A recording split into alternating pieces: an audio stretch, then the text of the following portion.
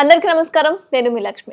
జ్యోతిష్య శాస్త్ర పండితులు, వాస్తు శిక్షణ నిపుణులు, లలితాదేవి ఉపాసకులు బ్రహ్మశ్రీ నానాజీ పట్నాయక్ గారు ప్రస్తుతం మనతో పాటుగా ఉన్నారు. మాట్లాడతాం. నమస్కారం గురూజీ.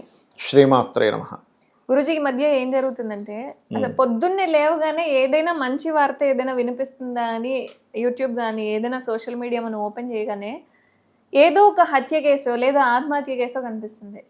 అసలు దీనికి కారణం ఏంటంటారు? అంటే ఇప్పుడున్న జనరేషన్ మూలంగానే ఇదంతా జరుగుతుందా? లేదా ఏదైనా తిథుల ద్వారానో ఏంటంటారు అసలు శాస్త్రం ప్రకారం ఏంటి? తిథులు అది కాదమ్మా.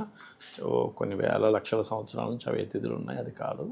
ఫస్ట్ ఆఫ్ ఆల్ ఏమవుతుందంటే ఇక్కడ సొసైటీలో ఉన్నటువంటి ఏవైతే మనం నిత్యము జరుగుతుంటాయో ఇంట్లో పెంపకం విషయంలో కావచ్చు, వాళ్ళ గ్రహస్థితి ఇక్కడ రెండు రకాలు ఉంటుంది. ఇంట్లో బాగా పెంచకపోవడం వల్ల అలా తయారవడం అని కాదు పిల్లలు, లేదా వాళ్ళ గ్రహస్థితి అనే కాదు, రెండూ ఉంటాయి అక్కడ.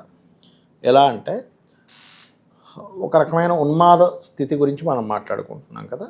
ఉన్మాద స్థితి ఎందుకు ఏర్పడుతుంది అసలు అంటే నేను మీకు చిన్న ఎగ్జాంపుల్ చెప్తాను చూడండి. ఇప్పుడు మీరు ఉన్నారు, మీరు మీకంటే కింద స్థాయి వాళ్ళతోనో లేకపోతే మీరంటే పడే వాళ్ళ మీద మీరు అరవగలుగుతారు.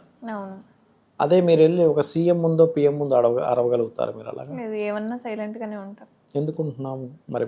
మీకు అప్పుడు కూడా కోపం ఉంది, ఇక్కడ కూడా కోపం ఉంది కదా. అక్కడ వరకే నా అర్హత. అంటే ఏంటంటే ఇక్కడ సొసైటీలో ఏమైపోయిందంటే కొన్ని విషయాలు జనరల్ అన్నట్టుగా అయిపోయాయి.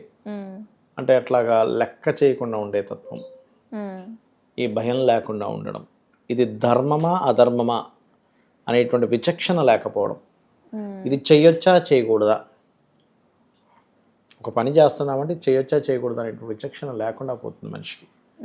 దానివల్ల ఇట్లా జరుగుతుంది చెప్పాలంటే. ఒకప్పుడు ఒక 30 ఏళ్ళు వెనక్కి వెళ్ళండి, తండ్రి వస్తున్నాడు, కన్న తండ్రి వస్తున్నారంటే ఇంట్లో పిల్లలు గప్చుప్గా ఉండేవారు, పుస్తకాలు తీస్తూ చదువుకోవడము. అసలు ఎంత భయమో, తండ్రి ముందుకు వెళ్ళి ఒక మాట మాట్లాడాలంటే భయం.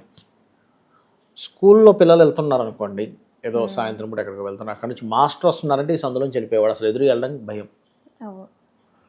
భయం అనేటువంటిది ఉన్నప్పుడు ఏంటంటే వీళ్ళు తప్పు చేయడానికి కూడా భయపడేవాళ్ళు. ఇప్పుడు భయం లేకుండా పోయింది. భయము కొన్నిటికి అవసరం, కొన్నిటికి అవసరం లేదు. తప్పు చేయడానికి మనిషికి ఖచ్చితంగా భయం ఉండాలి. తప్పు చేయడానికి ఉండేటువంటి భయం పోయింది ఫస్ట్ ఆఫ్ ఆల్. అందుకే ఇట్లా తయారవుతుంది. అంటే ఏమిటి? ఏమవుద్ది మహా అంటే తీసుకెళ్ళి జైల్లో పెడతారా, లేకపోతే కొన్ని సంవత్సరాల లోపలికి వెళ్ళిపోతానా అంటే ఏమిటి? బాధ్యతగా లేడు సొసైటీలో. సరే నేను ఇలా జరిగితే సొసైటీ మా ఇంట్లో వాళ్ళని చూసి ఏమనుకుంటుంది, మా ఇంట్లో వాళ్ళు ఎలా ఉంటారు సొసైటీతో. ఎందుకు లేదు అంటే అసలు పక్కింటి వాడికే కాంటాక్ట్స్ లేవు ఫస్ట్. అక్కడ ఏం జరుగుతున్నా వీడు పట్టించుకోడు, వీడు మాట్లాడు, ఏదో యూట్యూబ్లో వీడియోలు చూసుకుంటాడు, అయ్యో ఇట్లా జరిగింది అట్లా జరిగిందట అనుకుంటారు, అంతే. తప్పితే ఒక పరువు పోతుంది, ఇట్లా అయితే పరిస్థితి ఏమిటి, పరువు ప్రతిష్టలు ఇట్లాంటి వాటి మీద ఇట్లాంటి ఎథిక్స్ అనేటువంటివి మనిషి థింక్ చేయట్లేదు. ఒకప్పుడు ఒక 30-40 ఏళ్ళ క్రితం ఒక అమ్మాయి పొరపాటున ఎవరినైనా ప్రేమించిందంటే అది ఇంట్లో వాళ్ళకి తెలిస్తే అసలు ఆ ఊర్లో ఉండడానికి భయపడేవారు. కొన్ని కేసెస్ అయితే ఆత్మహత్యలు కూడా చేసుకునేవారు. జస్ట్ ప్రేమిస్తే వెళ్ళిపోవడాలు అవన్నీ కాదు, జస్ట్ ప్రేమించిందని తెలిస్తే ఆ ఇంట్లో వాళ్ళకి చెప్పాలన్నా భయపడేవారు. కారణం ఏమిటంటే అప్పుడు ఉండేటువంటి ఇది అలా ఉండేది. ఇప్పుడు అసలు కొన్ని సినిమాలు చూస్తుంటే నాకు భలే ఆశ్చర్యం వేస్తుంటుంది. అదేదో సినిమా ఉంది నేను చూసా, అందులో హీరోయిన్ ఫస్ట్ వాడిని తమ్ముడు అని పిలుస్తుంది, తర్వాత వాడిని లవర్ అంటది. ఏంది అసలు అది? అంటే మనం సినిమాల ద్వారా ఏం నేర్పిస్తున్నాం మనం? అదే సినిమా నాకు గుర్తు రావట్లేదు, చాలా రోజులు అది చూసి. ఇంకా పుష్ప సినిమాలో ఒక ఎథిక్స్ అయినా పాటించాడు. పుష్ప సినిమాలో ఫస్ట్ మూవీ చూడండి, అందులో ఆ హీరోయిన్ ఏదో ముద్దేదో అడుగుతాడు, అడిగినప్పుడు అక్కడ నుంచి ఇంకొక అన్నా నేను పెట్టేదా అంటది, ఇది ఎవరితో అన్నా అంటుంది, ముద్దు పెడతా అంటుంది అంటాడు. అంటే ఆ హీరో కనీసం ఎథిక్ అయినా పాటించాడు అనిపించింది అక్కడ, ఆ డైలాగ్ ద్వారా. నేను అనేది ఏంటంటే ఫస్ట్ పిల్లలకి నువ్వు ఏమి చేయాలి ఏమి చేయకూడదు అనేటువంటి విషయాలు చాలా బలంగా రుద్దాలమ్మా. అసలు ఎవరికి చెప్పట్లేదు. ఎంతసేపు నువ్వు చదువుకుంటే నీ యొక్క కెరియర్ బాగుంటుంది, నీ కెరియర్ బాగుంటే 4 డబ్బులు వస్తాయి, నాలుగు డబ్బులు వస్తే సొసైటీలో బాగుంటుంది. ఇట్స్ ట్రూ, ఇది కాదు అనట్లేదు. కానీ ఎథిక్స్ నేర్పించేటువంటిది ఎక్కడుంది? అది కేవలం మన సనాతన ధర్మంలో రామాయణ మహాభారతాలు లేదా భగవద్గీత ద్వారానే మనం నేర్పించగలుగుతాం. అవి అసలు ఎక్కడ పిల్లలకి చెప్తున్నాం? వాళ్ళు పాడైపోతున్నారని మనం అనుకోవడంలో అసలు అర్థం లేదంట నేను. అసలు ఎక్కడా వాళ్ళకి నేర్పకుండా వాళ్ళని పాపం స్కూల్స్లోని కాలేజెస్లోకి వెళ్ళి వాళ్ళని రుద్ది, తర్వాత సొసైటీలో అన్నిట్లో జరుగుతున్నటువంటి విషయాలు చూసి ఓహో ఇది ఇంతే అనమాట అనుకుని అట్లా వెళ్ళిపోతున్నప్పుడు ఇలాగే జరుగుతాయి.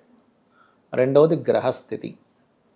ఎవరికైనా ఉన్మాద సంబంధాలు ఉంటాయి, కొన్ని ఉన్మాదంగా ప్రవర్తించేటువంటివి.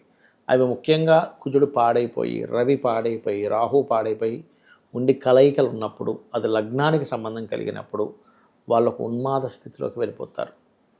వెళ్ళిపోయి ఆ స్థితిలోకి వెళ్ళి వాళ్ళు కొన్ని వ్యసనాలకు గురై వాళ్ళ విచక్షణ కోల్పోయి ఇట్లాంటి వాటికి గురవుతారు. ఇవాళ పొద్దున్న ఏదో మీరు చెప్పారు, వ్యాలంటైన్స్ డే రోజు ఎవరో యాసిడ్ పోసారు. యాసిడ్ పోయడం, చిన్నపిల్లలు చిన్న చిన్న మాటలకి ఆత్మహత్యలు చేసుకోవడం. మొన్న ఎవరో 1 వీక్ బ్యాక్ తాతను చంపేశాడు 73 పోట్లు పొడిచి. అతనికి ఏదో బిజినెస్లో తనకి ఇవ్వాల్సినటువంటి హోదా ఇవ్వలేదని, వచ్చినటువంటి తల్లిని కూడా ఒక 12 పోట్లు పొడి చేశాడు. అంటే ఏమిటి? కన్న తల్లిని కూడా పొడి చేసేటువంటి స్థితికి వెళ్ళిపోయింది మైండ్. దేనికోసం పొడిచాడు? ఒక హోదా, డబ్బులు. మరి ఇవేమైనా శాశ్వతంగా ఉండిపోయావా? వీటితో పాటు స్వర్గానికి నరకానికి ఇంకో జన్మలోకి ఇలా ట్రాన్స్ఫర్ అయ్యి వెళ్ళిపోతాయి? వెళ్ళవు, ఇక్కడే ఉంటాయి. అవునా? అంటే ఏమిటి? నువ్వు దేని గురించి ఆలోచిస్తున్నావు? దేన్ని వాల్యూ ఇస్తున్నావు? అంటే తల్లి కంటే నీకు హోదా ఎక్కువ వాల్యూ ఇస్తున్నావా? తల్లి కంటే ధనానికి ఎక్కువ వాల్యూ ఇస్తున్నావా? అంటే మనం ఎట్లా పెంచుతున్నాం పిల్లల్ని? తల్లి కంటే డబ్బులే ఎక్కువ రావని పెంచుతున్నామా? తల్లి కంటే నీకు ఫ్యాక్టరీలో హోదా ఎక్కువ నువ్వు పెంచుతున్నావా? ఇవి ఎందుకు అవుతున్నాయి అంటే, ఒకటి పెంపక లోపం కొంత ఉంటే వాళ్ళ గ్రహస్థితి. అందుకే చిన్నపిల్లలకి ఒకప్పుడు చిన్నప్పుడు జాతకం రాయిపించి చూసేవారు. ఏ గ్రహాల వల్ల ఈ అబ్బాయి ఏమైనా వ్యసనాల పాలవుతాడా, ఉన్మాదిగా తయారవుతాడా ఏంటని చూసి దానికి సంబంధించిన దానాలు రెగ్యులర్గా ఇవ్వడం, దానికి సంబంధించినటువంటి దోష నివారణ సంబంధించినటువంటిది వాళ్ళకు ఉపాసన చేయించడం. అంటే ప్రతి జాతకానికి వాళ్ళు ఫలానా దేవతా ఉపాసన కనుక చేసినట్లయితే వాళ్ళకి మెంటల్గా, ఫిజికల్గా, మానసికంగా, బుద్ధిపరంగా వాళ్ళు ఒక మంచి స్థితిలోకి వెళ్ళాలి అని ఉంటుంది. ఏది?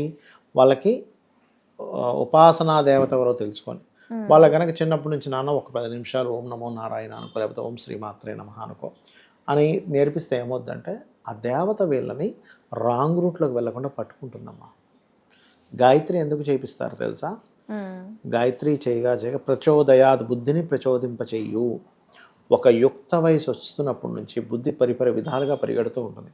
అప్పుడు అమ్మవారు రాంగ్ రూట్లోకి వెళ్ళకుండా పట్టుకుంటుంది అని. గాయత్రి చేసుకున్నా కూడా రాంగ్ రూట్లోకి వెళ్ళాడంటే ఇంకా వాడి కర్మ ఎంత బలంగా ఉందో అనుకోవాలి మనం. అంత బలమైనటువంటి కర్మతో పుట్టాడు, పూర్వజన్మ వాసంతో. బట్ కనీసం పిల్లలకి రామాయణ మహాభారతాలు, భగవద్గీతలో కేవలం సారాంశం చెప్పడం, మొత్తం శ్లోకం చదవండి, అది చదవండి, ఇది చదవండి అంటే ఇవాళ రేపు పిల్లలకి అంత ఇది లేదు. కనీసం సారాంశం. ఇక్కడ అర్జునుడు ఏ స్థితిలో ఉన్నాడు, కృష్ణుడు దానికి ఏం చెప్పాడు, అసలు మొత్తం 18 అధ్యాయాల్లో ఏమేమి ఉంది, ఇక్కడ కృష్ణుడు ఎందుకు ఇలా మాట్లాడాడు, కనీసం రోజుకు ఒక శ్లోకం గురించి, ఒక 2 శ్లోకాల గురించి రాత్రిపూట అన్నం తినేసిన తర్వాత వాకింగ్ చేస్తూ పిల్లలతో కనుక డిస్కస్ చేస్తూ ఉంటే వండర్ఫుల్గా మారుతుంది వాళ్ళ లైఫ్. ఫస్ట్ ఆఫ్ ఆల్ ఎవరినో చంపడం పక్కకు పెడితే ఇవాళ రేపు చూడండి ఏదో అయిపోయిందని ఆత్మహత్యలు చేసుకుంటూ ఉంటారు. అలాంటి ఆత్మహత్యలు చేయకుండా అసలు మనం ఎందుకు పుట్టాం, what is our life, what is my life, అసలు నేను ఎందుకు పుట్టాను, నేను సమాజానికి ఏం చేయగలను అనేటువంటి ఒక స్పృహతో బ్రతుకుతూ ఉంటారు వాళ్ళు. అది మనం ఫస్ట్ చిన్నప్పటి నుంచి ఆ ఇంజెక్ట్ చేయగలగాలి. ఇప్పటికిప్పుడు సడన్గా ఏదో మారాలంటే మారదు. చాలామంది తల్లిదండ్రులు కూడా చేస్తున్న మిస్టేక్స్ ఏంటంటే వాళ్ళని ఒక్కసారి కూడా ఇంట్లో ఏదైనా పితృదేవతలకు సంబంధించిన చేస్తుంటే ఇంట్లో ఉంచారు, పంపించేస్తారు. వాళ్ళకి ఎట్లా తెలుస్తుంది? వాళ్ళకి ఒక పూజ జరుగుతున్నా ఇంట్లో ఉంచరు. వాళ్ళకి అసలు ఎట్లా తెలుస్తుంది? ఏమీ నేర్పకుండా ఒక ఏజ్ వచ్చాక అమ్మ నాకు మా అబ్బాయి ఏంటంటే ఇప్పుడు చదవమంటే మంత్రం చదవండి నేను చదివేనా అంటూ ఉంటారు.